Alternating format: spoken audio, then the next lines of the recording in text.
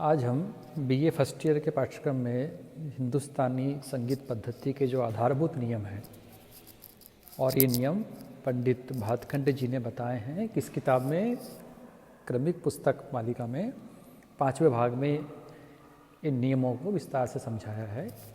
इन नियमों के बारे में आज हम बातें करेंगे। ये नियम करीब 40 नियम हैं।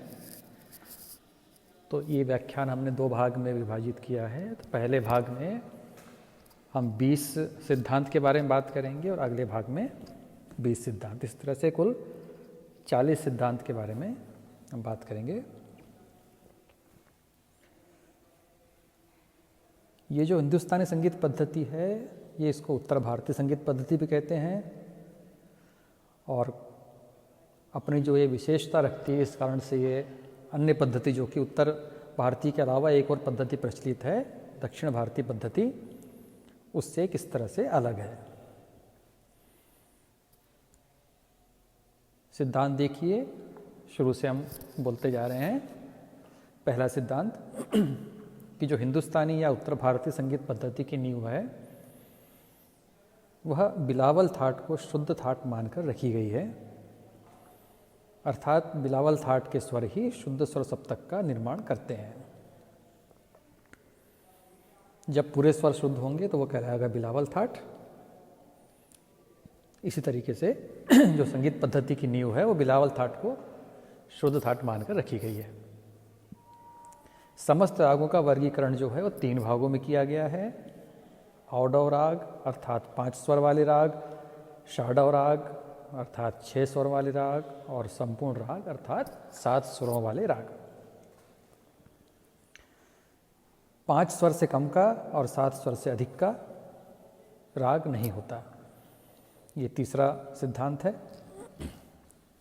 चौथा सिद्धांत है औडव, षाडव और संपूर्ण, इनके आरोह अवरोह में उलट पुलट होने से 9 प्रकार के भेद माने जाते हैं,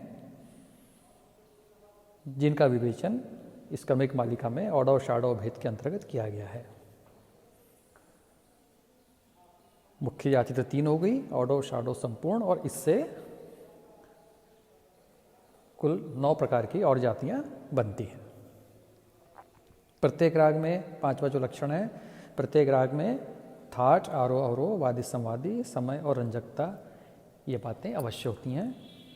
6वां नियम, वादी संवादी स्वरों में प्रायः 4 स्वरों का अंतर होता है। वादी स्वर पूर्वांग में होगा तो संवादी स्वर उत्तरांग में होगा, और अगर वादी स्वर उत्तरांग में है तो संवादी स्वर पूर्वांग में होगा। 7वां, वादी स्वर बदलकर शाम को गाए बजाने जाने वाले रागों को सुबह गाया बजाया जाने वाला राग बनाया जा सकता है। 8वां, राग में सुंदरता लाने के लिए विवादी या वर्जित स्वर का भी किंचित प्रयोग किया जा सकता है। 10वां, हर एक राग में एक वादी स्वर होता है, जिसका राग में विशेष जोड़ रहता है। वादी स्वर के आधार पर ही पूर्व राग और उत्तर राग पहचाने जा सकते हैं। 10वां सिद्धांत, इस पद्धति के राग सामान्यतः 3 वर्गों में विभाजित किए जा सकते हैं। पहला कोमल रेधा वाले राग, दूसरा शुद्ध रेधा वाले राग और तीसरा कोमल ग नी वाले राग। जो संधि प्रकाश राग, मतलब क्या, सूर्यास्त और सूर्योदय के समय गाए बजाए जाते हैं, वे अधिकांश प्रथम वर्ग में पाए जाते हैं। प्रातःकालीन संधि प्रकाश रागों में प्रायः रेधा वर्जित नहीं होते हैं तथा सायंकालीन संधि प्रकाश रागों में प्रायः ग और नि वर्जित नहीं होते। 11वां सिद्धांत, इस पद्धति में मध्यम स्वर महत्वपूर्ण माना जाता है।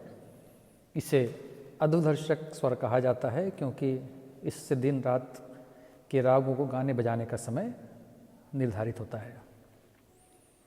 12वां, जिन रागों में ग और नी कोमल लगते हैं, वे दोपहर या आधी रात को ही अधिकतर गाए बजाए जाते हैं।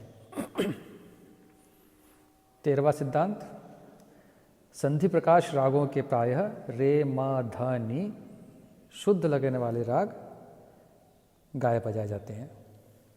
संधि प्रकाश मतलब जो सूर्योदय और सूर्यास्त के समय गाए बजाए जाते हैं।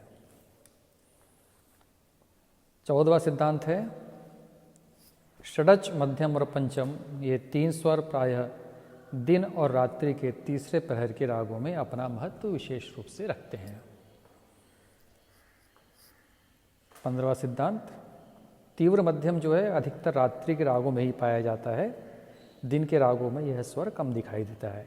तो एक जो हमने पॉइंट बताए थे, कौन सा वाला, अर्धदर्शक स्वर, 11वां पॉइंट, जिससे मध्यम को माना जाता है ये कि अर्धदर्शक स्वर है और इससे दिन रात के रागों को गाने बजाने का समय निर्धारित होता है।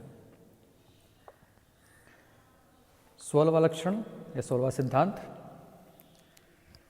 सा, मा और प ये स्वर पूर्वांग और उत्तरांग दोनों भागों में होते हैं। अतः जो राग प्रत्येक समय या जिसको बोल सकते हैं हम सार्वकालिक गाए बजाए जाने वाले होते हैं, इनमें इन 3 स्वरों में से कोई एक स्वर जो होता है वो वादी स्वर होता है।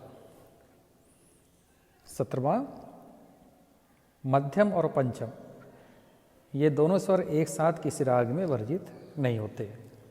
मतलब अगर किसी राग में अगर प वर्जित है तो मध्यम उसमें अवश्य मौजूद होगा, और अगर किसी राग में मध्यम वर्जित है तो उसमें प अवश्य मौजूद होगा।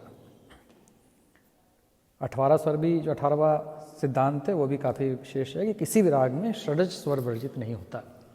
हर राग में षडज स्वर होगा ही होगा, ये वर्जित नहीं होता। 19वां सिद्धांत है रागों के प्रायः एक ही स्वर 2 रूप अर्थात जैसे कोमल और तीव्र पास पास नहीं आते हैं, किंतु कुछ राग जैसे ललित इत्यादि राग हैं, इसके नियम के अपवाद भी है। 20वां जो सिद्धांत है वो राग समय के हिसाब से है, उसके बारे में बताता है कि अपने निर्धारित समय पर गाने बजाने से ही जो राग है वो सुंदर लगता है, किंतु राज दरबार तथा रंगमंच या जिसको बोलते हैं स्टेज पर यह नियम कभी शिथिल भी हो जाता है। ये तो थे इसके 40 सिद्धांतों में से 20 सिद्धांत। अगले 20 सिद्धांत हम वीडियो के अगले भाग में आपको बताएंगे।